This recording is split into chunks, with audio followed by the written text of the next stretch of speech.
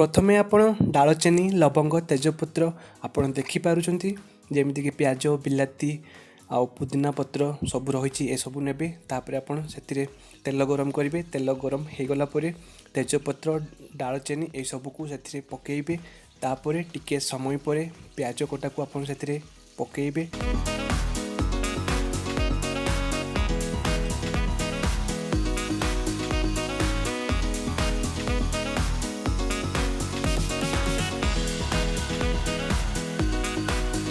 प्याज सब गरम हो गला कलर हो गला तापर आप अदा रसुण को जो पेस्ट करेंगे ताको आप हालुका पेस्ट करेंगे, बेसी ताकू पेस्ट करेंगे ना।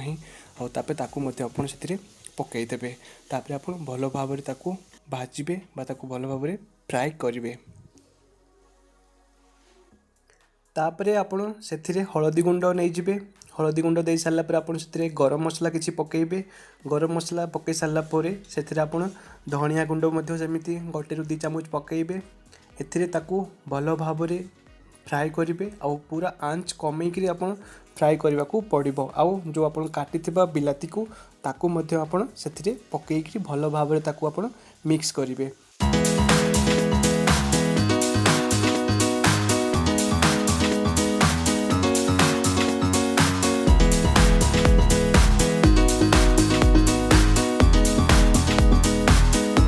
किसी समय गलापर से आप लंका गुंड 2 चामच पाखापाखि आप पकईबे।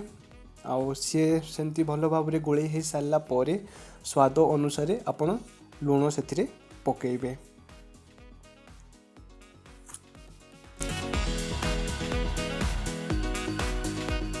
आपण ए देखिपुंट जो वीडियो रे जो बिलाती केते सुंदर भाव हो जाइए।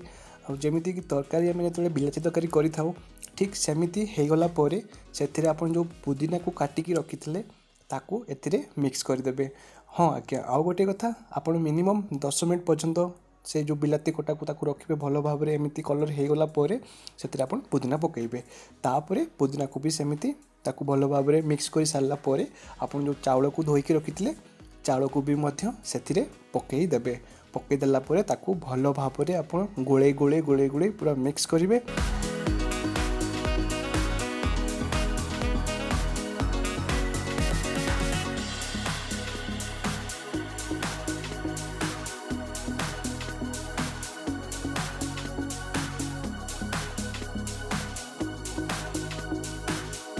गोले सारा पर आप से पानी नहीं जिबे। पानी कहले जमीती कि मु 3 कप चाउल नहीं से 3 कप चाउल रे मु 6 कप मु पानी नहीं जोटा कि डबल रोची। आपण सेमती डबल नहीं करें।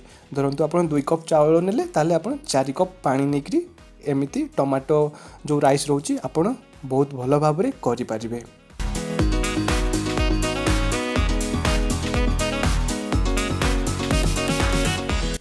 चाउल को आप दे सारापर भल भाव मिक्स हो सारापर आप प्रेस कुकर में रखिदे। 3 ରୁ 4टा सीटी मारी सारापर आप कम आंच से रखिए। 4टा सीटी मारी सारापर आप ओल्हे आनबे। ओल्हे आनी सारापर ठंडा हो गलापर आप ओपन करेंगे आप खोलिए।